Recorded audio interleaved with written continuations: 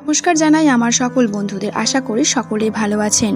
আজ আপনাদের জানাবো এই মকর দিয়ে শুরু হওয়া নামের মানুষদের অক্টোবর মাসে 13 থেকে 15 তারিখ কেমন কাটবে। এই মকর দিয়ে শুরু হওয়া নামের মানুষদের এই দিনগুলিতে ভালো ও মন্দ দুই ঘটবে, তবে এই দিনগুলিতে আপনার মন্দটাই একটু বেশি ঘটার চান্স আছে।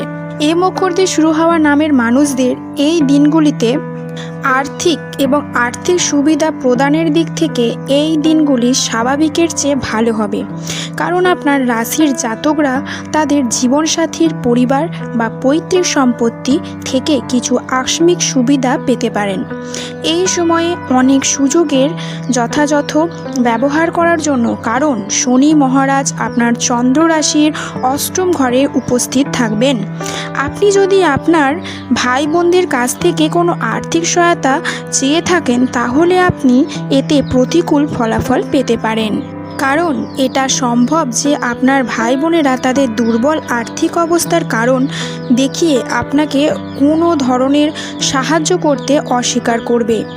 এই দিনগুলিতে আপনার কেরিয়ার বিকাশের জন্য দক্ষতা বৃদ্ধি পাশাপাশি আপনাকে কঠোর পরিশ্রম করতে হবে, অন্যথায় আপনি সময় মতো কোনো কাজ সম্পন্ন করতে পারবেন না। এটি হলো একটি আপনাদের খারাপ পয়েন্ট বা খারাপ দিক, এবং প্রভাব আপনার কেরিয়ারের ওপর পড়বে এবং আপনি সিদ্ধান্ত নিতেও অসুবিধা বোধ করতে পারেন। আপনার রাশিচক্রের যে শিক্ষার্থীরা কোনো প্রতিযোগিতামূলক পরীক্ষার অংশ নিচ্ছেন এবং এতে সফল হতে চান, তারা এই সময়ে তাদের সাহস এবং আত্মবিশ্বাসের জোরে পূর্ণ সাফল্য পেতে সক্ষম হবেন। তবে নিশ্চিন্ত থাকুন যে এর জন্য আপনার গুরু এবং শিক্ষকদের খুশি করার এবং তাদের সাথে আপনার সম্পর্ক উন্নত করার বিশেষ প্রয়োজন হবে।